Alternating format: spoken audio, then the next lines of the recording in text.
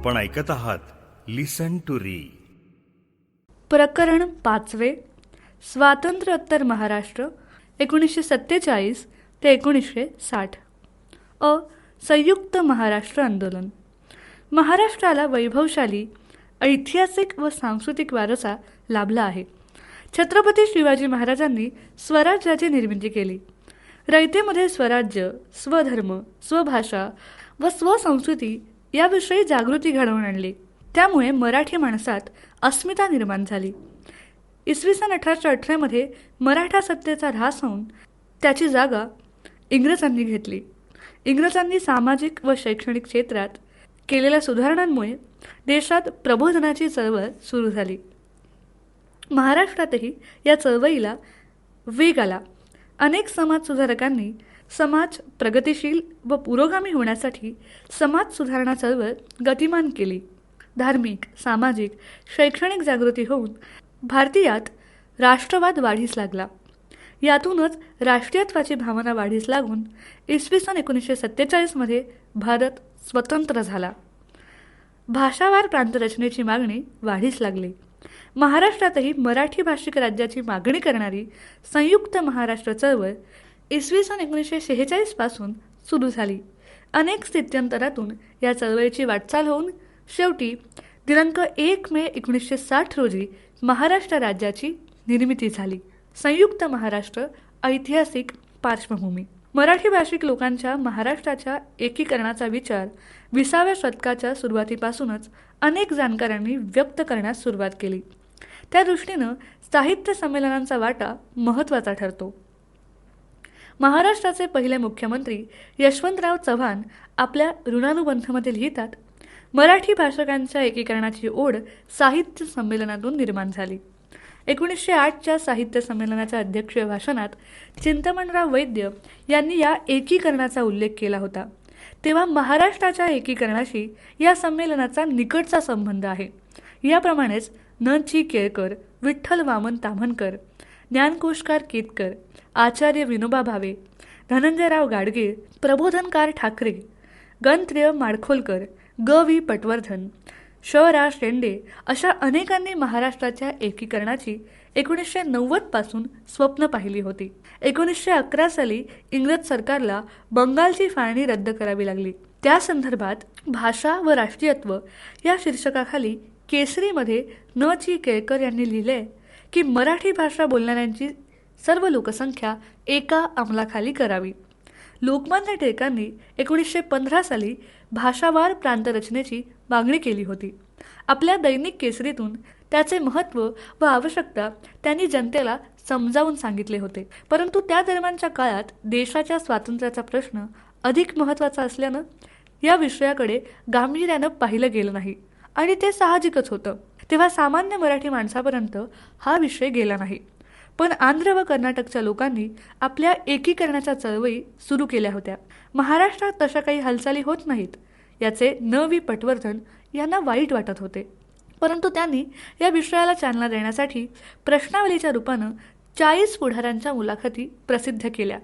त्यामध्ये रामराव देशमुख, बॅरिस्टर जयकर, अनुसयाबाई काळे, न. चि. केळकर, नागपूर विद्यापीठाचे कुलगुरू डॉक्टर टी. जे. केदार इत्यादींचे विचार होते. श्री रामराव देशमुख हे मध्य प्रांत व वऱ्हाड विधिमंडळाचे प्रतिनिधी होते. त्यांनी 1 ऑक्टोबर 1938 साली ठराव मांडला की वऱ्हाडचा वेगळा प्रांत करावा. त्यानंतर मुंबईला भरलेल्या मराठी साहित्य संमेलनात वऱ्हाडसह महाराष्ट्र प्रांत व्हावा व निजामाचे राज्य खालसा झाल्यास मराठवाडा आणि पोर्तुगीजांची सत्ता संपल्यानंतर गोवा हे दोन्ही प्रांत महाराष्ट्रात सामील करावेत असा ठराव होता. 1939 साली अहमदनगर येथे भरलेल्या साहित्य संमेलनात ठराव संमत झाला की मराठी भाषिकांचा एक प्रांत बनवावा आणि त्याला संयुक्त महाराष्ट्र असे नाव द्यावे.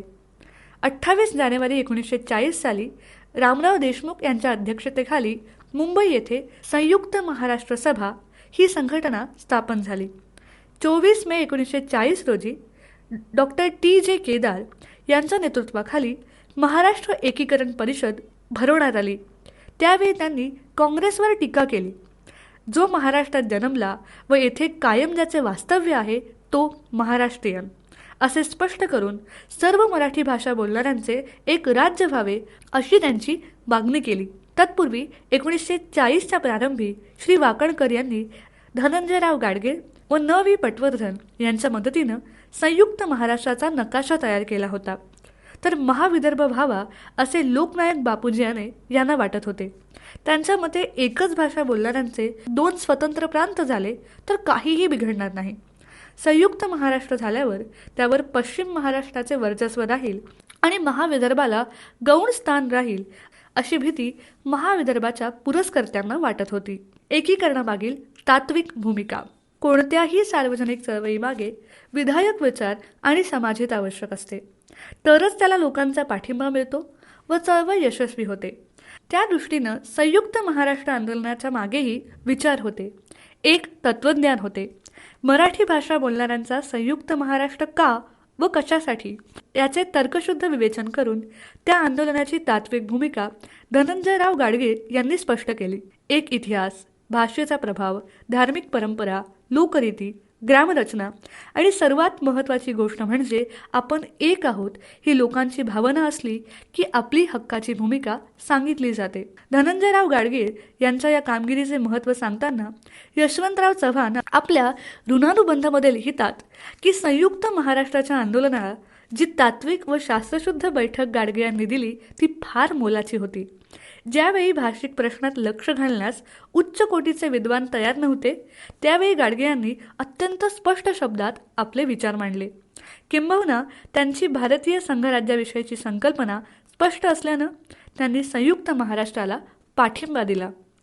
भाषावार प्रांतरचनेबाबत आग्रही असणारे लोक याबाबतचे फायदे सांगताना म्हणतात की घटक राज्याचे सरकार व नागरिक यांची एक भाषा असल्यामुळे राज्यात निकोप लोकशाही निर्माण होईल.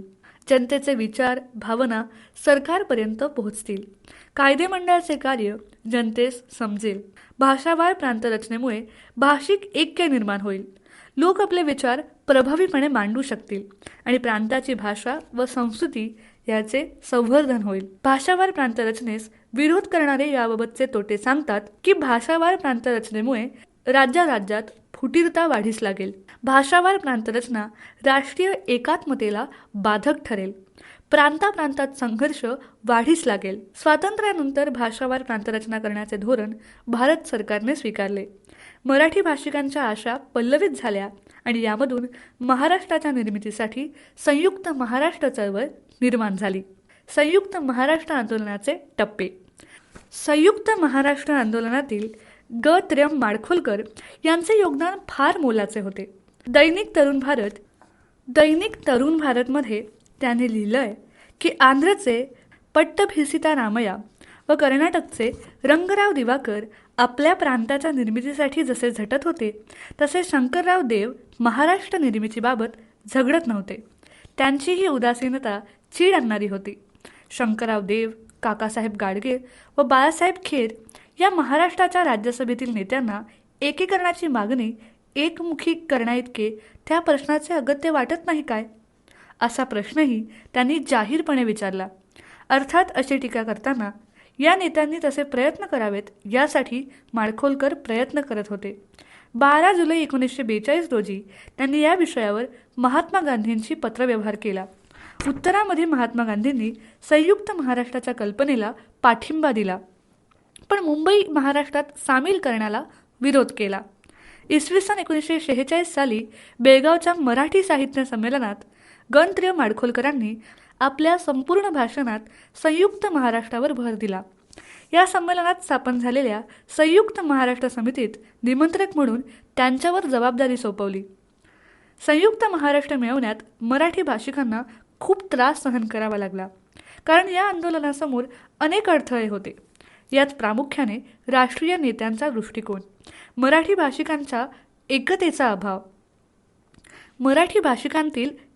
अभाव, मुंबई काँग्रेसचे स्वतंत्र अस्तित्व, मराठी लोकांना अमराठींचा विरोध, मोरारजी देसाई यांचा विरोध इत्यादींचा समावेश होता.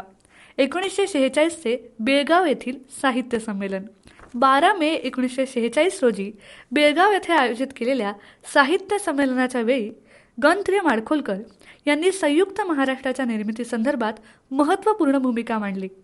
संयुक्त महाराष्ट्राच्या इतिहासातील ही फार उल्लेखनीय घटना आहे. गणत्र्य माडखोलकर संयुक्त महाराष्ट्रासाठी पूर्वीपासून खूप सक्रिय होते. त्यामुळे त्या संमेलनाला त्या दृष्टीने महत्त्व आले आणि संमेलनात घेतलेल्या निर्णयानुसार ते महत्त्वही सिद्ध झाले. संमेलनात खालील 2 महत्त्वपूर्ण ठराव संमत झाले. 1. संयुक्त महाराष्ट्र निर्माण होईपर्यंतच्या काळात भाषिक, शैक्षणिक व सांस्कृतिक उन्नती होण्यासाठी हैदराबाद संस्थानातील मराठवाडा व गोमंतक या प्रदेशांना संपूर्ण प्रादेशिक स्वायत्तता असावी. 2. संयुक्त महाराष्ट्राचे संयोजन व प्रांतरचना करताना त्याच्या चतुसीमेवरील बेळगाव, कारवार, गुलबर्गा, आदिलाबाद, बिदर, बालाघाट, छिंदवाडा, बैतूल, निमाड वगैरे जिल्ह्यात मिश्र वस्ती आहे. त्यातील कायम रहिवासी असणाऱ्या जनतेचा कौल प्रौढ व गुप्त मतदान पद्धतीने घेऊन ते भाग कोणत्या प्रांतात घालवायचं ते ठरवावं.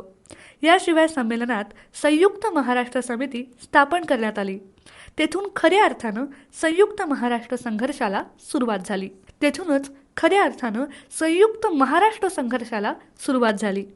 संयुक्त महाराष्ट्र समिती. बेळगाव साहित्य संमेलनात संयुक्त महाराष्ट्र समितीची स्थापना 12 मे 1946 रोजी झाली. तिचे सदस्य पुढीलप्रमाणे: 1. केशवराव जोधे, 2. गणत्र्य माडखोलकर, 3. द वा पोद्दार, 4. शंकरराव देव, 5. श्रीशम नवरे. समितीचे उद्देश: 1. भाषावार प्रांतरचनेच्या तत्वानुसार महाराष्ट्र राज्यात अजून समाविष्ट न झालेले मराठी भाषिकांचे सलग प्रदेश या राज्यास जोडणे. 2. लोकसत्ताक व समाजवादी महाराष्ट्र स्थापन करणे. 3. सामाजिक, आर्थिक व राजकीय समता स्थापन करून महाराष्ट्राच्या जीवनाची सहकारी तत्वावर उभारणी करणे. 4. समितीने पुरस्कृत केलेला कार्यक्रम राबवणे. समितीची साधने: लोकशाही पद्धतीनं शांततामय साधनांचा उपयोग करणे. 2. जनजागृती व संघटना उभारून पर्यायी शक्ती निर्माण करणे. 3. महाराष्ट्राच्या मूलभूत गरजा लक्षात घेऊन आर्थिक, औद्योगिक व शेतीविषयक सर्वांगीण विकासाच्या योजना तयार करून शिक्षणाच्या व आंदोलनाच्या मार्गाने त्या अंमलात आणणे. 4. सहकार व समाजवाद याचे जनतेला शिक्षण देणे. समितीची पहिली बैठक 15 दिवसांनंतर पुणे येथे भरली. तेव्हा निर्णय घेण्यात आला की 2 महिन्यात परिषद बोलावण्यात येईल. संयुक्त महाराष्ट्र परिषद. पुण्याच्या बैठकीत ठरल्याप्रमाणे 28 जुलै 1946 रोजी मुंबई येथे शंकरराव देव यांच्या अध्यक्षतेखाली महाराष्ट्र एकीकरण परिषद भरली. या एकीकरण परिषदेत मराठी भाषिक प्रांताच्या निर्मितीसाठी कार्य करणाऱ्या संयुक्त महाराष्ट्र परिषदेची स्थापना करण्यात आली. या परिषदेने संमत केलेले ठराव खालीलप्रमाणे आहेत. 1. सर्व सलग मराठी भाषिक प्रदेशांचा शक्य तितक्या लवकर एक प्रांत करावा. 2. मराठी भाषिक प्रांत बनवताना मुंबई व मध्य प्रांतातील मराठी भाषिक भाग तसेच मराठवाडा व गोमंतक या मराठी भाषिक भागांचा समावेश करावा. दिनांक 14 एप्रिल 1947 रोजी बेळगाव येथे परिषदेचे अधिवेशन झाले.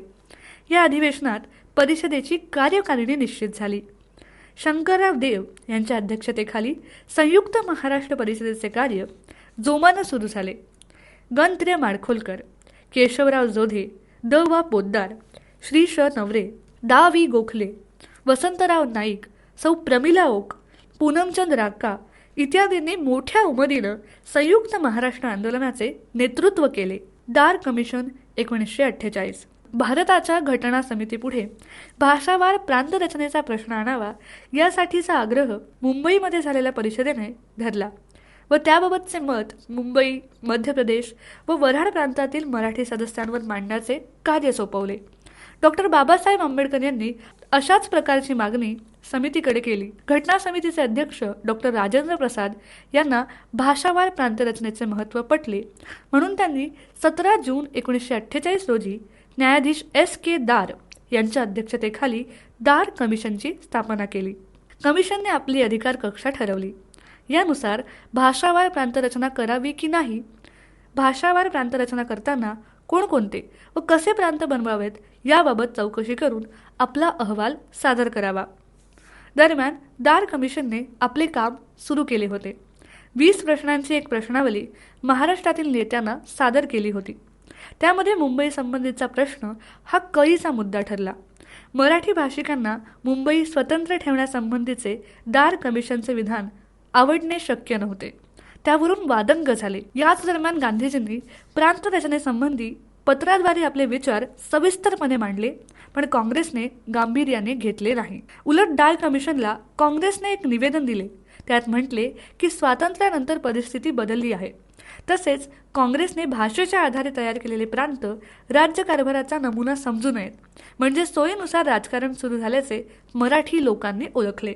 दार कमिशन साक्ष घेण्यासाठी महाराष्ट्रात येणार असे दिसताच 16 व 17 ऑक्टोबर 1948 मध्ये 2 दिवस परिषदेने दादर येथे अधिवेशन घेतले. त्या विराट सभेत ठराव संमत झाला की मराठी भाषिकांचा संयुक्त महाराष्ट्र असा सलग प्रांत बनवावा आणि ताबडतोब अंमलात आणावा. मुंबईसह संयुक्त महाराष्ट्र व्हावा अशी ठाम मागणी केली. दिनांक 10 डिसेंबर 1948 रोजी दार कमिशनचा अहवाल प्रसिद्ध झाला. या अहवालात कमिशननं म्हटलंय की भाषिक राज्य निर्माण करण्याची योग्य वेळ अद्याप आलेली नाही. भाषावार प्रांतरचना ही भारताच्या ऐक्यास व एकात्मतेस मारक ठरेल. दार कमिशनच्या अहवालावर तीव्र प्रतिक्रिया उठल्या. दार कमिशनच्या अहवालावर तीव्र प्रतिक्रिया उमटल्या. महाराष्ट्रभर प्रक्षोभ निर्माण झाला. पंडित जवाहरलाल नेहरूंनाही मराठी भाषिकांच्या असंतोषाची जाणीव झाली. अकोला करार 8 ऑगस्ट 1947. दार कमिशनपुढे मराठी भाषिक प्रांतरचनेची मागणी एकमुखानं स्पष्ट व नेमकेपणाने मांडण्यासाठी निवडक कार्यकर्त्यांची अकोला येथे बैठक झाली. त्यामध्ये शंकरराव देव, मानसा कन्नमवार, रामराव देशमुख, धनंजयराव गाडगीळ, पूनमचंद राका, द वा पोद्दार, गंत्र्य माडखोलकर, प्रमिला ओक, दावी गोखले, पंढरीनाथ पाटील, पणशा देशमुख इत्यादी मान्यवरांनी महत्त्वपूर्ण भूमिका बजावली. विदर्भातील नेत्यांच्या मनात महाराष्ट्र एकीकरणाबाबत विश्वास निर्माण व्हावा याची काळजी घेण्यात आली. विचारविनिमयानंतर 8 ऑगस्ट 1947 रोजी अकोला करार संमत झाला. या करारातील कलमे पुढील प्रमाणे: 1. संयुक्त महाराष्ट्र असा एक प्रांत असावा. त्यामध्ये मध्य प्रांत वऱ्हाडमधील मराठी भाषिकांचा व महाराष्ट्राचा असे उपप्रांत ठेवावेत. 2. प्रत्येक उपप्रांताला अलग कायदेमंडळ व मंत्रिमंडळ असावे. त्यांच्याकडे आवश्यक खाती ठेवण्यात यावीत. 3. सर्व प्रांतांसाठी एक गव्हर्नर व एक डेप्युटी गव्हर्नर असावा. त्यांची निवडणूक संबंधित प्रांतातून घ्यावी. 4. कायदेमंडळात लोकसंख्येच्या प्रमाणात प्रतिनिधी असावेत. 5. उपप्रांतांच्या निवडणुका स्वतंत्रपणे घ्याव्यात. 6. उपप्रांतांची उच्च न्यायालये स्वतंत्र असावीत. 7. विशिष्ट बाबींसाठी संपूर्ण प्रांताचे खास न्यायालय असावे. 8. प्रांतासाठी एक पब्लिक सर्व्हिस कमिशन असावे. अकोला बैठकीत वरील ठरावाप्रमाणेच असे ठरले की संयुक्त महाराष्ट्राची निर्मिती करणे अशक्य झाल्यास महाविदर्भ हा स्वतंत्र प्रांत निर्माण करण्याचे प्रयत्न करावेत. JVP समिती, त्रिसदस्य समिती, 29 डिसेंबर 1948. 29 डिसेंबर 1948 रोजी काँग्रेसच्या जयपूर अधिवेशनात दादर कमिशनचा अहवाल नाकारला. भाषावार प्रांतरचना निर्माण करण्याच्या परिस्थितीचा पुन्हा अभ्यास करण्यासाठी नवीन समिती नेमली. समितीमध्ये जवाहरलाल नेहरू, वल्लभभाई पटेल आणि पट्टभी सीतारामय्या यांचा समावेश होता. या तिन्ही सदस्यांच्या अध्याक्षरावरून ही समिती ओळखली जाते. तिघेही संयुक्त महाराष्ट्राच्या मागणीला अनुकूल नव्हते. समितीने 5 एप्रिल 1949 रोजी आपला अहवाल प्रसिद्ध केला. समितीच्या शिफारसी खालीलप्रमाणे: 1. भाषावार प्रांतरचना काँग्रेसला तत्वतः मान्य, पण ही योग्य वेळ नाही. 2. योग्य वेळ येताच आंध्र प्रांत बनवला जाईल. 3. मराठी भाषिकांचा महाराष्ट्र यथावकाश बनेल, पण त्यात मुंबईचा समावेश नसेल. 4. केवळ वऱ्हाडचा वेगळा प्रांत होणार नाही. 5. कर्नाटकमधील अडचणी संपताच त्या प्रांताची निर्मिती केली जाईल. 6. त्रावणकोर व कोचीन एकत्र येण्यास तयार असतील तर केरळ प्रांताची निर्मिती होईल. महाराष्ट्राच्या मागणीशी संबंधित केलेल्या शिफारसी त्या निर्णायक नव्हत्या. शिफारसीमध्ये मुंबई महाराष्ट्रात नसेल हे स्पष्टपणे नमूद केले होते. अहवालाविरुद्ध महाराष्ट्रभर फार तीव्र प्रतिक्रिया उमटल्या. यानंतर भाऊसाहेब हिरे, KN मुन्शी यांनी मांडलेल्या योजना असफल ठरल्या. त्याच वेळी जनजागृतीसाठी सेनापती बापट यांनी प्रभात फेऱ्या सुरू केल्या. दरम्यान काँग्रेसने कर्नाटक व महाराष्ट्र काँग्रेसला मुंबई वगळून आपापसातील वाद सोडवून नव्या राज्याला तयार आहात का अशी विचारणा केली. 2 भाषिकात 16 गावे वादग्रस्त ठरवली होती आणि त्यासंबंधी सामोपचाराची अपेक्षा व्यक्त केली होती. वादग्रस्त 16 गावे याप्रमाणे: 1 कारवार, 2 बेळगाव, 3 निपाणी, 4 संकेश्वर, 5 जत, 6 नंदगड, 7 मिरज, 8 सोलापूर, 9 गडहिंग्लज, 10 खानापूर, 11 शहापूर, 12 इचलकरंजी, 13 हल्याळ, 14 अक्कलकोट, 15 कुरुंदवाड आणि 16 मंगळवेढा. परंतु कोणताही समझोता झाला नाही आणि प्रश्न तसाच राहिला. आचार्य अत्रे यांनी मुंबई महापालिकेत मुंबईसह संयुक्त महाराष्ट्राचा ठराव मांडला. तो 50 विरुद्ध 35 मतांनी मंजूर झाला. म्हणजे मुंबई महाराष्ट्रातच असावी ही जनतेची इच्छा सिद्ध झाली. 1953 साली आंध्र राज्य निर्माण झाले. त्यामुळे मराठी भाषिकांनाही आशा वाटू लागली. पण प्रत्यक्षात तसे काही झाले नाही. 1953 साली यशवंतराव मोहिते यांनी विधानसभेत संयुक्त महाराष्ट्राच्या एकीकरणाचा ठराव मांडला. पण मोरारजी देसाई यांनी या ठरावाला ठाम विरोध केला आणि मोहिते यांचा प्रयत्न वाया गेला. नागपूर करार 28 सप्टेंबर 1953. संयुक्त महाराष्ट्राची मागणी सर्वसमावेशक आणि व्यापक दृष्टीने व्यक्त करण्यासाठी यापूर्वी कार्यकर्त्यांनी अकोला करार तयार केला होता. पण त्या करारात 2 उपप्रांत आणि शेवटचा प्रयत्न म्हणून महाविदर्भाची मागणी केली होती. त्यानंतर प्रांत रचनेबाबत अनेक घटना घडल्या होत्या आणि आता लोकांना वाटू लागले होते की अकोला करारापेक्षा अधिक व्यापक आणि सर्वसमावेशक असा करार निर्माण करणे आवश्यक आहे. त्यातून संयुक्त महाराष्ट्र आंदोलनाला निश्चित दिशा आणि बळ मिळणार होते. असा करार असताना मराठी भाषिक सर्व विभागांचा सखोल विचार व्हावा. त्यांची सद्यस्थिती, गरजा, मागासलेपणा असे सर्व घटक विचारात घेऊन त्या दृष्टीनं विकासावर भर द्यावा अशी आश्वासनं देणारा नवीन करार गरजेचा वाटू लागला. त्यानुसार संयुक्त महाराष्ट्र, विदर्भ आणि मराठवाडा या 3 विभागातील प्रमुख नेते नागपूरला एकत्र आले. सविस्तर चर्चा झाली आणि नागपूर करार झाला. हा करार अगदी तपशीलवार केला. त्यातील तरतुदी खालीलप्रमाणे: 1. मराठी भाषिक मुलखाच्या निरनिराळ्या विभागात राहणाऱ्या लोकांचे एक राज्य व्हावे. 2. मुंबई, मध्य प्रदेश, हैदराबाद राज्यातील सर्व सलग मराठी भाषिक प्रदेशांचे हे राज्य बनावे. मुंबई त्याची राजधानी असेल. 3. प्रशासन व विकास कार्यांसाठी या राज्याचे महाविदर्भ, मराठवाडा व उर्वरित भाग असे 3 विभाग असतील. 4. प्रत्येक घटकावरील खर्च लोकसंख्येच्या प्रमाणात होईल. अविकसित मराठवाड्याकडे विशेष लक्ष दिलं जाईल. 5. लोकसंख्येनुसार प्रत्येक विभागाला शासनात स्थान असेल. 6. सर्व प्रकारच्या शिक्षण व्यवस्थेत लोकसंख्येच्या प्रमाणात सवलती दिल्या जातील. 7. उच्च न्यायालय मुंबई व नागपूर येथे असावे. 8. सरकारी नोकर भरतीत विदर्भ, मराठवाड्याला योग्य प्रतिनिधित्व द्यावे. 9. विकेंद्रीकरणावर भर देण्यात यावा. 10. नागपूर ही महाराष्ट्राची उपराजधानी असावी. राज्याच्या विधिमंडळाचे दरवर्षी किमान एक अधिवेशन तिथे घेण्यात यावे. 11. सर्व सलग मराठी प्रदेश नव्या राज्यात समाविष्ट होण्यासाठी खेडे हा घटक मानला जावा. नागपूर करारात भाऊसाहेब हिरे यांनी महत्त्वपूर्ण भूमिका बजावली. तसेच विभागनिहाय प्रतिनिधित्व करणाऱ्यांनीही महत्त्वाचे कार्य केले. नागपूर करारावर विभागनिहाय सह्या करणारे प्रतिनिधी पुढीलप्रमाणे: 1. महाविदर्भ रामराव देशमुख, गोपाळराव खेडकर, रा.कृ. पाटील, पंजाबराव देशमुख व शेषेराव वानखेडे. पश्चिम महाराष्ट्र भाऊसाहेब हिरे, यशवंतराव चव्हाण, देवकीनंद नारायण, नाना कुंटे, लक्ष्मणराव भाटकर आणि सौ प्रभाती देवी जकातदार. मराठवाडा देवीसिंग चौहान. नागपूर कराराचे प्रसंगी काँग्रेसच्या नेत्यांनी धनंजयराव गाडगीळ, द.वा. पोद्दार व दा.वी. गोखले यांना चर्चेसाठी बोलावले होते. मात्र कराराचे श्रेय काँग्रेसलाच मिळावे यासाठी करारावर त्यांच्या सह्या घेतल्या नाहीत. नागपूर करारानुसार विदर्भ, मराठवाडा व पश्चिम महाराष्ट्र या 3 विभागांना सर्व दृष्टीने समान न्याय विकासाची समान संधी व मागासलेल्यांसाठी विशेष सवलत दिली जाईल अशी ग्वाही देण्यात आली. या करारामुळे विशाल महाराष्ट्र राज्य निर्माण होण्याच्या आशा वाढीस लागल्या. राज्य पुनर्रचना आयोग एस. फाजल अली कमिशन.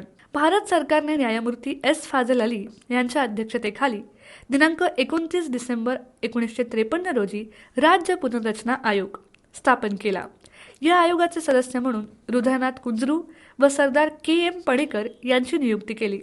या आयोगानं सुमारे 1.5 वर्ष भाषावार प्रांतरचनेसंबंधी अभ्यास केला. संयुक्त महाराष्ट्राच्या मागणीशी संबंधित सर्व घटकांना आपापले म्हणणे आयोगासमोर मांडण्यास सांगण्यात आले. त्यानुसार संबंधितांनी खालीलप्रमाणे कैफियती सादर केल्या.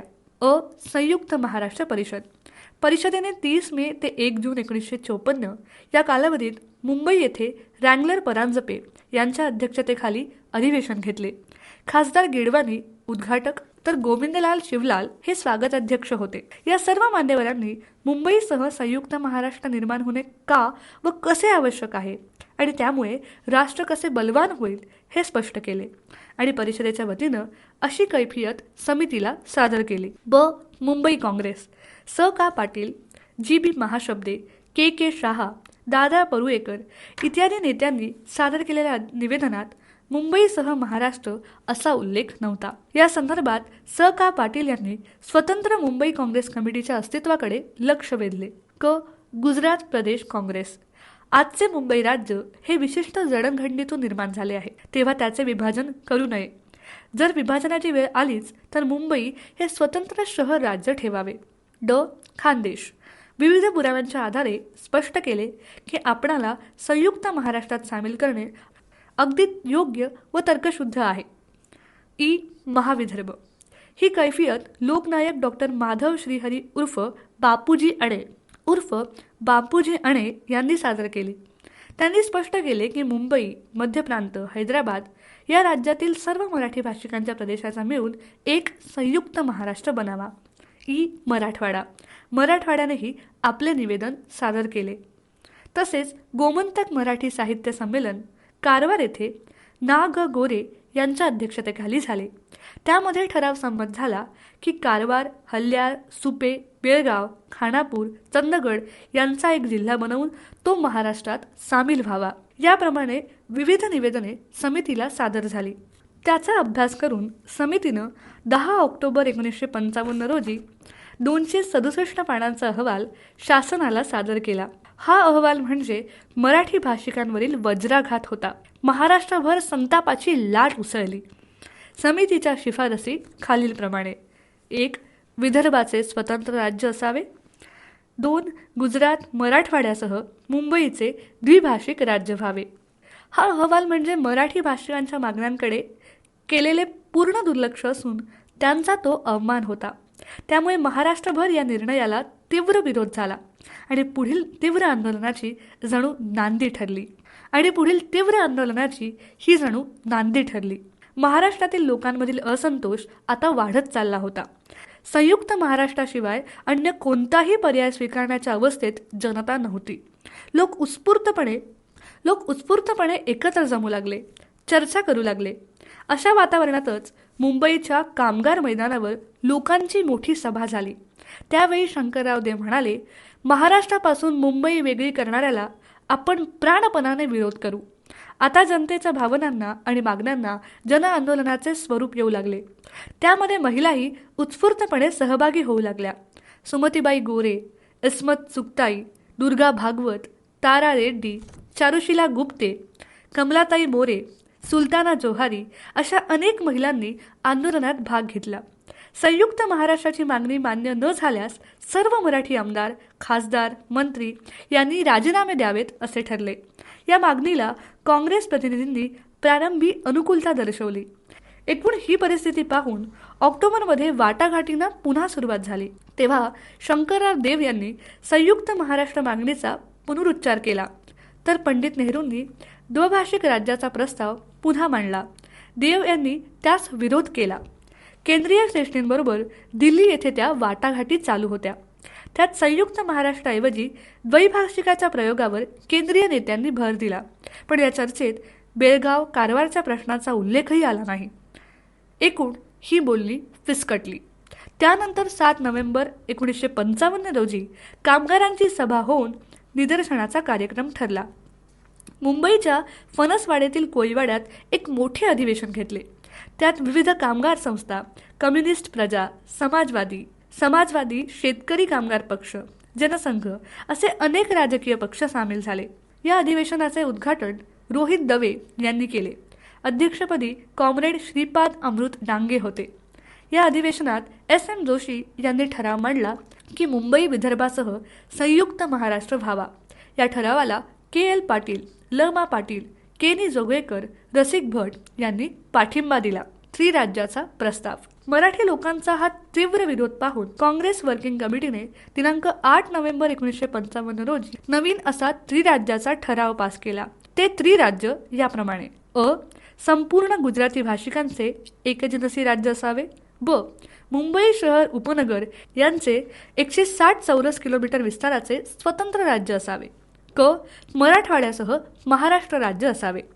महाराष्ट्रातील जनतेने हा प्रस्ताव साफ नाकारला. एवढेच नव्हे तर ठरावाच्या विरोधात 14 नोव्हेंबरला एक कृती समिती स्थापन केली. वातावरण तापू लागले. महाराष्ट्र प्रांतिक काँग्रेसला आपली भूमिका स्पष्ट करणे आवश्यक होते. त्यातील पुणे येथे 17 नोव्हेंबर रोजी महाराष्ट्र प्रांतिक काँग्रेसची सभा झाली. त्यात 14 तास चर्चा झाली आणि निर्णय घेतले की राज्य पुनर्रचना समितीने सुचवलेले छोटे द्विभाषिक बदलून त्यात वऱ्हाड व मराठवाडा समाविष्ट करावा. ब.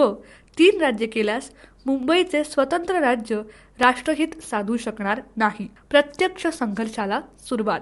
मराठी भाषिक जनतेतील असंतोष वाढत चालला होता.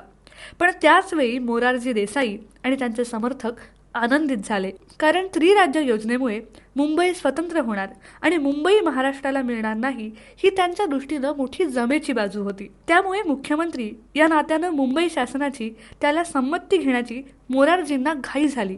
18 नोव्हेंबर 1955 रोजी मोरारजी त्रिराज्य योजना मंजुरीसाठी विधानसभेत ठराव मांडणार होते. त्यांच्या विरोधात सेनापती बापट यांच्या नेतृत्वाखाली विधानसभेवर मोठा मोर्चा निघाला. त्याची सुरुवात मुंबईच्या ओव्हल मैदानावरून झाली. त्यामध्ये महिलाही मोठ्या संख्येने सामील झाल्या होत्या. मोरारजी सरकारनं बंदी आदेश पुकारला होता. आंदोलकांनी तो आदेश पाळला नाही. त्यामुळे शासनानं कारवाई केली. सुमारे 500 निदर्शकांना कैद केले. त्यामध्ये 16 महिलांचाही समावेश होता. पोलिसांनी मोर्चावर लाठीमार, अश्रुधुराचा वापर केला.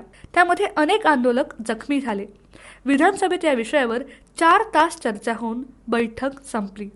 त्याच दिवशी सायंकाळी कामगार मैदानावर सुमारे 50,000 लोकांच्या उपस्थितीत जाहीर सभा झाली.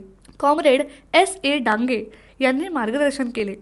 सभेत त्रिराज्य योजना फेटाळण्यात आली आणि संयुक्त महाराष्ट्राच्या मागणीचा लढा अधिक गतिमान करण्यासाठी दिनांक 21 नोव्हेंबर 1955 रोजी एक दिवसाचा लाक्षणिक संप करण्याचा निर्णय घेतला गेला. मोरारजी देसाई व स.का. पाटील यांची सभा. 20 नोव्हेंबर 1955. वरील निर्णयाप्रमाणे 21 नोव्हेंबर रोजी संप पुकारला होता. पण तत्पूर्वी एक दिवस अगोदर मोरारजी देसाई आणि स.का. पाटील यांनी चौपाटीवर सभा आयोजित केली. या सभेत दोघांनीही बेलगाम वक्तव्य केली. या सभेत प्रथम स.का. पाटील यांनी आपल्याच मराठी माणसाला असंख्य दूषणे दिली. मुंबईबाबत बोलताना ते म्हणाले की महाराष्ट्राला 5,000 वर्षात मुंबई मिळणार नाही. एवढं ऐकूनही लोक शांत होते. पण त्याचा अर्थ आपण यशस्वी झालो असे वाटून मोरारजींना अधिकच स्फुरण चढले आणि आपल्या भाषणात ते म्हणाले, काँग्रेस जिवंत असेपर्यंत मुंबईची जनता महाराष्ट्रात सामील होणार नाही. आकाशात चंद्र सूर्य असेपर्यंत मुंबई महाराष्ट्राला मिळणार नाही. त्याचबरोबर जनतेचा संताप उफाळून आला. सभेतून स्टेजवर दगडफेक सुरू झाली. सभा उधळली गेली. संयुक्त महाराष्ट्र चळवळीतील पहिले 15 हुतात्मे. पूर्वी ठरल्याप्रमाणे लाक्षणिक संपाची लोक वाट पाहत होते. दिनांक 21 नोव्हेंबर 1955 रोजी सर्व बाजूंनी लोक ओव्हल मैदानाकडे जाऊ लागले. पोलिसांचा बंदोबस्त अतिशय कडक होता.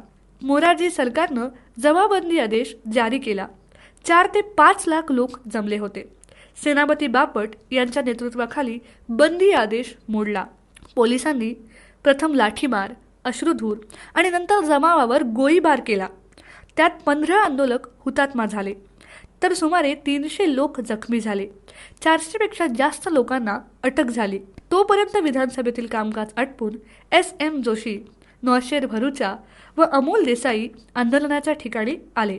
त्यांनी लोकांना चौपाटीवर एकत्र केले, गोळीबाराचा निषेध केला, संयुक्त महाराष्ट्रासाठी हुतात्मा झालेल्यांसाठी दुःख व्यक्त केले. गोळीबाराचा निषेध म्हणून पा. गाडगे यांनी आपल्या विधान परिषद सदस्यत्वाचा राजीनामा दिला. सुमारे 100 काँग्रेस आमदारांनीही राजीनामा देण्याचे ठरवले. दुसऱ्या दिवशी त्रिराज्याचा प्रस्ताव मंजूर न होताच विधानसभा तहकूब झाली आणि आंदोलन राज्यभर पसरले. पंडित नेहरूंचा निर्णय 16 जानेवारी 1956.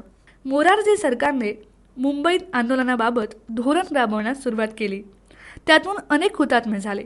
परिस्थिती सावरण्याचा प्रयत्न म्हणून पंतप्रधान पंडित नेहरू यांनी राज्य पुनर्रचनेसंबंधी दिनांक 16 जानेवारी 1956 रोजी खालीलप्रमाणे निर्णय घोषित केले. 1. मुंबई शहर केंद्रशासित राहील. 2. विदर्भासह संपूर्ण मराठी भाषिक महाराष्ट्र आणि सौराष्ट्र कच्छसह गुजरात अशी 2 वेगवेगळी राज्य असतील. 3. संबंधित पक्षांच्या मतैक्याने सीमावाद सोडवला जाईल. 4. कानडी भाषिकांचे म्हैसूर राज्य होईल. 5. भाषिक अल्पसंख्याकांच्या संरक्षणाबाबतच्या शिफारसी सरकारनं मान्य केला. परंतु या निर्णयामुळे मराठी भाषिकांचे समाधान होणे शक्य नव्हते, कारण मुंबई महाराष्ट्राला मिळणार नाही हे नेहरूंनी स्पष्ट केले होते. त्यामुळे मुंबई अक्षरशः पेटून उठली. पण पोलिसांनी तेवढीच कठोर भूमिका घेतली. पुढील 2-3 दिवस आंदोलकांवर गोळीबार सुरू राहिला. यामध्ये 91 लोक मृत्युमुखी पडले. या कृतीचे वर्णन लालजी पेंडसे यांनी नरमेध यज्ञ असे केले. मोरारजी देसाई यांची ही कृती लोकशाही विरोधी होती. संयुक्त महाराष्ट्र आंदोलन आता राज्यभर खेड्यापाड्यांपर्यंत पोहोचले होते. सामान्य लोकही अगदी उत्स्फूर्तपणे त्यात सामील झाले होते. मोरारजी सरकारच्या या कृतीचा निषेध म्हणून भारताचे अर्थमंत्री चिंतामणराव देशमुख यांनी मंत्रिपदाचा राजीनामा दिला. त्यांनी पंतप्रधान पंडित नेहरू यांच्यावर आरोप करून महाराष्ट्रावरील अन्यायास जबाबदार धरले. त्रिराज्य योजना व पंडित नेहरूंच्या निर्णयाच्या पार्श्वभूमीवर संयुक्त महाराष्ट्र आंदोलन अक्षरशः पेटले. मुंबईसह महाराष्ट्रासाठी लोकांनी प्राणाची बाजी लावली. यावेळी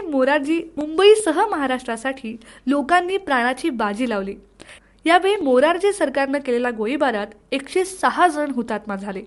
संयुक्त महाराष्ट्राच्या निर्मितीसाठी हौतात्म्य पत्करलेल्या या 106 सुपुत्रांचे हुतात्मा स्मारक मुंबईतील फ्लोरो फाउंटनजवळ उभारले. मराठी भाषिक जनतेच्या संयुक्त महाराष्ट्र समितीची स्थापना 6 फेब्रुवारी 1956. मराठी भाषिक जनतेच्या संयुक्त महाराष्ट्र मागणीचा प्रश्न बिकट होत होता. निष्पाप लोक मारले जात होते. राज्यभर दुःख आणि असंतोष धुमसत होता. अशा परिस्थितीत विचार करण्यासाठी 6 फेब्रुवारी 1956 रोजी केशवराव जेधे यांच्या अध्यक्षतेखाली पुण्याच्या टिळक स्मारक मंदिरात सभा घेतली गेली. त्यामध्ये साम्यवादी, समाजवादी, प्रजा समाजवादी, शेतकरी कामगार पक्ष, लाल निशाण गट, मजदूर Kisan Paksha, Bharatiya Jansangh, schedule caste federation, Hindu Mahasabha, Jan Congress व अपक्ष असे 11 बिगर काँग्रेस पक्ष सामील झाले. सर्वांनी एकमताने संयुक्त महाराष्ट्र समिती स्थापन केली. परिस्थिती योग्य पद्धतीने हाताळली नाही असा अर्थ काढून शंकरराव देव यांनी उपोषणाचा मार्ग स्वीकारला. त्यांनी सुचवलेला मार्ग इतरांना मंजूर झाला नाही. तेव्हा शंकरराव देव यांनी 10 फेब्रुवारी रोजी अध्यक्ष या नात्याने महाराष्ट्र एकीकरण परिषद बरखास्त केली. शंकरराव देव समितीत सामील झाले नाहीत आणि आंदोलनापासूनही दुरावले. त्यांचे प्रयत्न, हालचाली काँग्रेसच्या धोरणाशी निगडीत राहिल्या. संयुक्त महाराष्ट्र समितीने संयुक्त महाराष्ट्र परिषदेचे उद्देश स्वीकारले. समितीने आपली कार्यकारिणी जाहीर केली. त्यानुसार अध्यक्ष भाई श्रीपाद अमृत डांगे, उपाध्यक्ष डॉक्टर त्र्यना Narwane, general secretary SM Joshi यांची निवड केली. समितीची स्थापना करण्यात गंधर्य माडखोलकर, आचार्य प्र. के. अत्रे, मधु दंडवते, प्रबोधनकार केशव ठाकरे, यकृ सोमवी यांनी महत्त्वपूर्ण भूमिका बजावली. याबरोबरच सेनापती बापट, क्रांतिसिंह नाना पाटील, दुर्गा भागवत, केशवराव जेधे, यशवंतराव मोहिते, लालजी पेंडसे, अहिल्याबाई रांगणेकर यांनी संयुक्त महाराष्ट्र चळवळीत मोठे योगदान दिले. आंदोलन महाराष्ट्रातील खेड्यापाड्यांपर्यंत पोहोचले. मराठी वृत्तपत्रे आणि शाहिरांची कामगिरी. या आंदोलनात वृत्तपत्रांची भूमिकाही तेवढीच महत्त्वाची होती. वरील नेते मंडळींपैकी अत्रे, बारा कोठारी, ठाकरे इत्यादींनी वृत्तपत्रांद्वारे आंदोलन खूप विकसित केले. आंदोलनासाठी वृत्तपत्रांची आवश्यकता ओळखून आचार्य अत्रे यांनी मराठा दैनिक सुरू केले. प्रबोधन, नवाकाळ, सकाळ, नवयुग, प्रभात अशा अनेक वृत्तपत्रांनी जनजागृतीचे काम केले. आंदोलन व समितीच्या दैनंदिन कामकाजाची माहिती लोकांपर्यंत पोहोचवली. संयुक्त महाराष्ट्र आंदोलनात आचार्य अत्रेंच्या मराठाने वैशिष्ट्यपूर्ण कामगिरी बजावली. संयुक्त महाराष्ट्र आंदोलनाच्या आणखी एका योगदानाचा उल्लेख केला पाहिजे, तो म्हणजे मराठी साहित्य आणि शाहिरांची कामगिरी. लोकशाहीर अण्णाभाऊ साठे यांनी लिहिलेली एक लावणी, त्याला छक्कण म्हणतात, संयुक्त महाराष्ट्र आंदोलनाचे प्रेरणागीत ठरली. ती छक्कण म्हणजे माझी मैना गावावर राहिली, माझ्या जीवाची होती या काहिली, अशी होती. या लावणीत संयुक्त महाराष्ट्र समितीची घोषणा आहे. अमर शेख हे पदव्या घेतलेले शाहीर नव्हते, तर शेतकरी वर्गातले कम्युनिस्ट पक्षाचे सदस्य होते. अमर शेखांचे व्यक्तिमत्व आणि त्यांचा पहाडी आवाज यामुळे सभेच्या सुरुवातीला त्यांचे गाणे होय. गाण्यातून शाहीर शेख हे जनतेला मार्गदर्शन करत होते. मोरारजी देसाई, च.का. पाटील यांच्या अन्यायी कृत्यांचा संदर्भ असून ही लावणी मुंबईच्या लालबावटा कला पथकातील शाहीर अमर शेख यांनी गायली होती. लोक त्यांची लावणी ऐकण्यास आतुर असत. मुंबई, विदर्भ, मराठवाडा, बेळगाव, कारवार, निपाणीसह संयुक्त महाराष्ट्र झालाच पाहिजे अशी संयुक्त महाराष्ट्र समितीची घोषणा होती. समितीने महाराष्ट्रभर आंदोलन तीव्र केले. 12,000 कार्यकर्त्यांना जागोजागी पकडले. 27 जुलै 1956 रोजी समितीने दिल्ली येथे मोठा मोर्चा काढला.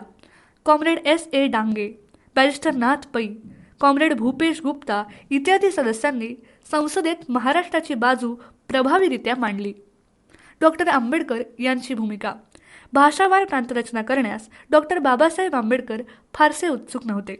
भाषावार प्रांतरचनेमुळे एके भावना वाढीस लागण्याऐवजी हिंदुस्थानाचे अधिक तुकडे पडतील असे डॉक्टर बाबासाहेबांना वाटत होते. भाषावार प्रांतरचना करावयाचा निर्णय झाल्यास संयुक्त महाराष्ट्रात उपप्रांत निर्माण न करता एकच भाषा प्रांत करावा असे त्यांचे मत होते.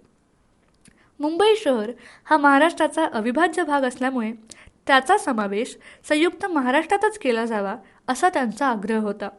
स्वातंत्र्योत्तर काळात 1948 साली नेमण्यात आलेल्या दार आयोगाला डॉक्टर आंबेडकरांनी जे निवेदन सादर केले त्यातही हीच भूमिका त्यांनी मांडली होती. संयुक्त महाराष्ट्रातील काँग्रेस नेत्यांची भूमिका. देशात आणि मुंबई प्रांतात काँग्रेस हाच सत्ताधारी पक्ष होता, त्यामुळे धोरणात्मक निर्णय प्रक्रियेत तो पक्ष फार महत्त्वाचा होता. पंडित नेहरू, सरदार पटेल, गोविंद वल्लभ पंत, पट्टभी सीतारामय्या, मोरारजी देसाई हे विशेष महत्त्वाचे केंद्रीय नेते होते. बाळासाहेब खेर मुंबई प्रांताचे मुख्यमंत्री होते. ते भांडवलदार धार्जिणे होते. सामान्य जनता आणि मराठी भाषिकांपासून ते दुरावलेले होते. तर केशवराव जेधे यांच्या नेतृत्वाखालील महाराष्ट्र काँग्रेस मात्र असंतुष्ट होती. लवकर जेधे काँग्रेस सोडून गेले आणि भाऊसाहेब हिरे महाराष्ट्र काँग्रेसचे अध्यक्ष तर यशवंतराव चव्हाण प्रांत सचिव झाले. 1952 साली खेरांची सत्ता संपली आणि मोरारजी देसाई मुख्यमंत्री झाले. मराठी भाषिकांच्या दृष्टीनं हा बदल प्रतिकूल ठरला. हिरे व यशवंतराव हे मोरारजींच्या मंत्रिमंडळात सामील झाले. संयुक्त महाराष्ट्रासाठी सर्वपक्षीय परिषद स्थापन झाली. शंकरराव देव अध्यक्ष झाले. हिरे, देवगिरीकर त्यात सामील झाले. यशवंतराव दूर राहिले. मोरारजी संयुक्त महाराष्ट्राचे विरोधक होते. शंकररावांवर त्यांचा रोष होता. महाराष्ट्रातील जनमताबाबत मोरारजींचे आंधळेपण होते असे म्हणणारे शंकरराव त्यांना दुखवायला तयार नव्हते. संयुक्त महाराष्ट्राच्या प्रश्नावर हिरे व यशवंतराव यांच्यात दुरावा निर्माण झाला. या दरम्यान देव व हिरे महाराष्ट्राच्या राजकारणातील प्रभावी नेते होते. अशा परिस्थितीत यशवंतरावांनी मुत्सद्देगिरीने धोरण राबवले. यशवंतराव मात्र राजीनामा न देणे, काँग्रेस न सोडवणे, नेहरूंचा विश्वास मिळवणे या आपल्या भूमिकेशी ठाम राहिले. कारण त्यांच्या मते संसद सर्वश्रेष्ठ असून अंतिम निर्णय तेथे होणार आहे. संयुक्त महाराष्ट्रासाठी ते त्या दृष्टीने प्रयत्नशील राहिले. द्विभाषिक राज्यांचा प्रयोग 1956 ते 1960. मराठी भाषिकांची मागणी मान्य न करता 7 ऑगस्ट 1956 रोजी संसदेने महाद्विभाषिक राज्याचा कायदा पास केला. मराठी व गुजराती भाषिक लोकांना एकत्र केलेल्या या राज्याचा पश्चिम महाराष्ट्रातील मुंबईसह 10 जिल्हे, विदर्भाचे 8, मराठवाड्याचे 5, गुजरात सौराष्ट्राचे 16 जिल्हे समाविष्ट केले. यावरून हे राज्य किती विशाल होते हे लक्षात येते. काँग्रेस नेत्यांनी पक्षश्रेष्ठींचा निर्णय मान्य केला तर समितीने तो फेटाळला. मोरारजी या राज्याचे स्वागत करून म्हणाले, बिनविरोध निवड होणार असेल तर आपण मुख्यमंत्री होऊ इच्छितो. भाऊसाहेब हिरे यांनी आपली उमेदवारी घोषित केली. मोरारजींनी त्यांना विरोध केला. महाराष्ट्र काँग्रेसने यशवंतरावांची उमेदवारी निश्चित केली. मोरारजींनी त्यांना पाठिंबा दिला आणि झालेल्या निवडणुकीत यशवंतरावांनी विजय मिळवला. 1 नोव्हेंबर 1956 रोजी सर्वात मोठ्या राज्याचे वयानं लहान असलेल्या यशवंतरावांनी मुख्यमंत्रीपद स्वीकारले. त्याबद्दल तर्कतीर्थ लक्ष्मणशास्त्री जोशी लिहितात की यशवंतराव म्हणाले की मी बंदुकीची गोळी न वापरता राज्य करणार आहे. अनेक असामान्य गुण असल्याने यशवंतरावांनी ही जबाबदारी सहज पेलली. संयुक्त महाराष्ट्र समितीचे अत्रे, कोठारी, माधवराव बागल असे अनेक जहाल नेते मात्र त्यांच्यावर अगदी आग ओकत होते. मात्र यशवंतराव मर्यादा न सोडता संयमानं आपल्या धोरणावर अविचल राहिले. अर्थात मोरारजींना राज्य प्रशासनातून बाजूला करण्यात भाऊसाहेब हिरे यांनी अप्रत्यक्ष मदत केली होती. द्विभाषिकांचा निर्णय मराठीप्रमाणे गुजराती लोकांनाही मान्य नव्हता. त्याविरुद्ध गुजरातमध्ये उग्र निदर्शने झाली. पोलीस गोळीबारात 15 ठार तर कित्येक लोक जखमी झाले. मोरारजींचा सभा उधळून लावल्या. पंडित नेहरूंसमोर महागुजरातची मागणी केली. 1957ची सार्वत्रिक निवडणूक. 1957 साली लोकसभा, विधानसभा व मुंबई महानगरपालिका निवडणुका झाल्या. त्यामध्ये संयुक्त महाराष्ट्र समितीला मोठे यश मिळाले. विशेषतः पश्चिम महाराष्ट्रात काँग्रेसला मोठा धक्का बसला. यशवंतराव अल्पमतांनी निवडून आले. काँग्रेसनं राज्याची सत्ता टिकवली, पण समितीनं मोठा राजकीय धक्का दिला. मुंबई महानगरपालिकेत 71 जागा समितीनं जिंकल्या व श्री M.V. दोंदे महापौर झाले. कोल्हापूर, कागल, कुरुंदवाड, इचलकरंजी या ठिकाणी सुद्धा समितीनं मोठे यश मिळवले. या निकालावरून स्पष्ट झाले की मतदार द्विभाषिकांविरुद्ध आणि संयुक्त महाराष्ट्राच्या बाजूनं आहेत. काँग्रेस श्रेष्ठींबरोबर यशवंतराव यांनी या निकालाला भाषिक भावनावाद म्हटले. शिवछत्रपतींच्या पुतळ्याचे अनावरण व प्रतापगडाचा मोर्चा. प्रतापगडावरील छत्रपती शिवाजी महाराजांच्या अश्वारूढ पुतळ्याचे अनावरण पंतप्रधान पंडित जवाहरलाल नेहरू यांच्या हस्ते 30 नोव्हेंबर 1957 रोजी झाले. मुख्यमंत्री यशवंतरावांनी तसे नियोजन केले. महाराष्ट्रातील परिस्थिती त्यांच्या निदर्शनास यावी आणि 1957च्या निवडणुकीतून सावरण्यास पक्षास मदत व्हावी हे त्यांचे उद्देश होते. त्याचवेळी संयुक्त महाराष्ट्र समितीने नेहरूंसमोर निदर्शने करण्याचे ठरवले. त्यासाठी 5 नोव्हेंबर 1957 रोजी पुण्याच्या टिळक स्मारक मंदिरात समितीची बैठक झाली. त्याला S.M. जोशी, ना. ग. गोरे, जयवंतराव टिळक, प्र.के. अत्रे, V.N. पाटील इत्यादी नेते हजर होते. त्यावेळी पूर्ण नियोजन करून भाई माधवराव बागल यांच्या नेतृत्वाखाली प्रतापगडावर प्रचंड मोर्चा काढला. पसरणी घाट व पोलादपूरजवळ तीव्र निदर्शने केली. नेहरूंना मराठी भाषिकांच्या भावनांची आणि एकूण परिस्थितीची जाणीव करून देण्यात समिती यशस्वी झाली. त्यानंतरही समितीने आपले आंदोलन चालूच ठेवले. 1 नोव्हेंबर 1958 रोजी माधवराव बागलांच्या नेतृत्वाखाली सत्याग्रह करण्यात आला. 19 डिसेंबरला दुसरा मोठा मोर्चा काढला. 18 जानेवारी 1959 रोजी सीमा लढा समितीने करबंदी चळवळ सुरू केली. नोव्हेंबर 1959 मध्ये मोरारजींविरुद्ध आदिवासींचा मोर्चा निघाला. 1960 महाराष्ट्र निर्मितीच्या हालचाली. वरीलप्रमाणे संयुक्त महाराष्ट्र समितीने आंदोलन चालू ठेवले. भारत सरकारला मराठी भाषिकांच्या मागण्या आणि भावना पटवून देण्याचे प्रयत्न चालू होते. त्याचवेळी द्विभाषिक राज्याचा कारभार यशवंतराव चव्हाण यशस्वीपणे सांभाळत होते. पक्षश्रेष्ठींना ते मान्य झाले होते. जवाहरलाल नेहरू, जयप्रकाश नारायण, के. एम. मुन्शी आदी पक्षश्रेष्ठींचा विश्वास त्यांनी संपादन केला. स्वतः यशवंतरावांनी आपल्या ऋणानुबंध या पुस्तकातील संयुक्त महाराष्ट्र निर्मितीचे पूर्वक्षण या लेखामध्ये आपल्या हालचालींची व प्रयत्नांची सविस्तर माहिती दिली आहे. त्यानुसार प्रतापगडावरील कार्यक्रमाच्या वेळी ते नेहरूंबरोबर होते. त्यावेळी समितींच्या लोकांच्या भावना नेहरूंना कळल्या. महाराष्ट्र निर्मितीबाबत दोघांमध्ये चर्चा झाली. नंतर हैदराबाद, नागपूर येथे काँग्रेस अधिवेशनानंतर दिल्लीत नेत्यांशी चर्चा केली. पंडित नेहरू, गोविंद वल्लभ पंत व मोरारजींना त्यांचे मत पटले. इंदिरा गांधींनी काँग्रेस अध्यक्ष म्हणून मुंबई येथे महाराष्ट्र निर्मितीचे आश्वासन दिले. चंदीगड अधिवेशनात गोविंद वल्लभ पंत, यशवंतराव चव्हाण, स. का. पाटील व जीवराज मेहता यांची समिती नेमली. तिने महाराष्ट्र निर्मितीला अनुकूल अहवाल दिला. मोरारजींनी डांग व गुजरातच्या राजधानीचा प्रश्न मांडला. पण तेवढ्यावरून बोलणी बिघडू नयेत अशी समितीशी चर्चा केली व मोरारजींच्या मागण्या मान्य केल्या. नेहरूंनी तपशील सांगितला व त्यांनी संमती दिली. समितीच्या आग्रहामुळे मुंबई राज्याऐवजी महाराष्ट्र असे नाव मान्य केले.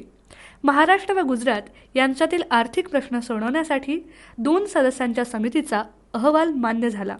एप्रिल 1960 संसदेने मुंबई पुनर्रचना कायदा मंजूर केला आणि 1 मे 1960 रोजी महाराष्ट्राची निर्मिती झाली. मुंबई पुनर्रचना कायदा 1960. केंद्र सरकारनं महाराष्ट्र व गुजरात या 2 भाषावार प्रांतरचनेस अनुमती दिली. प्रादेशिक व वित्तीय देवाणघेवाण संदर्भात खूप चर्चा झाली.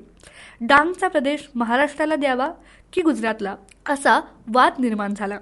तथापि मुंबईसह महाराष्ट्र राज्य निर्माण होत असल्यानं सौदेबाजीत महाराष्ट्र काही प्रमाणात बळी पडला. डांगमधील उंबरगाव तालुक्याचे विभाजन करून त्यातील 20 खेडी गुजरातला देण्याचे ठरले. वित्तीय क्षेत्रातील देवाणघेवाण संदर्भातील अडचणी महाराष्ट्राच्या वतीनं यशवंतराव चव्हाण यांनी तर गुजरातच्या वतीनं जीवराज मेहतांनी केंद्र सरकारपुढे मांडल्या. आर्थिक गुंता सोडवण्यासाठी तत्कालीन केंद्रीय मंत्री गोविंद वल्लभ पंत यांनी केंद्रीय खात्यातील सचिव रंगाचारी यांची नियुक्ती केली. सचिव रंगाचारींच्या तोडग्यानुसार महाराष्ट्र व गुजरातला तूट भरून काढण्यासाठी केंद्र सरकारनं प्रत्येकी 50 कोटी रुपये द्यावेत. गुजरातनं आपल्या राजधानीचे ठिकाण ठरवावे. वरील सर्व बाबी एप्रिल 1960 भारतीय संसदेपुढे मांडण्यात आल्या. संसदेने मुंबई द्विभाषिकांच्या विभाजनाचा ठराव मंजूर केला. यानुसार 1 मे 1960 रोजी महाराष्ट्र राज्य अस्तित्वात येईल असे जाहीर करण्यात आले. पुनर्रचना कायद्यातील तरतुदी. केंद्र सरकारनं एप्रिल 1960 मुंबई पुनर्रचना कायदा पास केला. तो याप्रमाणे: 1. द्विभाषिक मुंबई राज्याचे 1 मे 1960 पासून महाराष्ट्र व गुजरात असे 2 भाग करण्यात आले. 2. मुंबई राज्यातील खालील नमूद केलेला प्रदेश गुजरात या नव्या राज्यात समाविष्ट केला जाईल. ते प्रदेश खालीलप्रमाणे: बनातवाडा, मेहसाणा, साबरकाठा, अहमदाबाद, कैरा, पंचमहाल, बडोदा, भडोच, सुरत, डांग, अमरेली, सुरेंद्रनगर, राजकोट, जामनगर, जुनागड, भावनगर व कच्छ जिल्हे. ठाणे जिल्ह्यातील उंबरगाव तालुक्यातील खेडी, पश्चिम खानदेशातील नंदुरबार व नवापूर तालुक्यातील खेडी तसेच पश्चिम खानदेश जिल्ह्यातील अक्कलकुवा व तळोदे तालुक्यातील खेडी हा प्रदेश पूर्वीच्या मुंबई राज्याचा भाग असणार नाही. मुंबई राज्याचा उरलेला भाग हा महाराष्ट्र म्हणून ओळखला जाईल. महाराष्ट्र राज्याची रचना. 1 मे 1960 रोजी महाराष्ट्र राज्याची निर्मिती झाली. त्यावेळी 4 प्रमुख भाग व 26 जिल्हे महाराष्ट्रात होते. 1. मुंबई विभाग. बृहन्मुंबई, ठाणे, कुलाबा, रत्नागिरी, नाशिक, धुळे, जळगाव. 2. पुणे विभाग. पुणे, अहमदनगर, सातारा, सांगली, कोल्हापूर, सोलापूर. 3. नागपूर विभाग. नागपूर, वर्धा, चंद्रपूर, भंडारा, यवतमाळ, अमरावती, बुलढाणा, अकोला. 4. औरंगाबाद विभाग. औरंगाबाद, बीड, नांदेड, परभणी, उस्मानाबाद. मुंबईसह संयुक्त महाराष्ट्र स्थापन झाला असला तरीही बेळगाव, कारवार, निपाणी, भालकी व डांगचा समावेश महाराष्ट्रात होऊ शकला नाही. बेळगावबाबतचा महाराष्ट्र कर्नाटक सीमा प्रश्न आजही चालू आहे. मुंबई पुनर्रचना कायदा संमत झाल्यापासून संयुक्त महाराष्ट्र राज्य निर्मितीचा सोहळा सुरू झाला होता. महाराष्ट्र राज्याचा मंगल कलश यशवंतराव चव्हाण यांच्या हस्ते आणण्यात आला. मुंबईच्या शिवाजी पार्कवर पंडित नेहरूंच्या हस्ते 1 मे 1960 रोजी कामगार दिनी महाराष्ट्र राज्याची घोषणा करण्यात आली. महाराष्ट्राचे पहिले मुख्यमंत्री म्हणून यशवंतराव चव्हाण यांनी जबाबदारी स्वीकारली.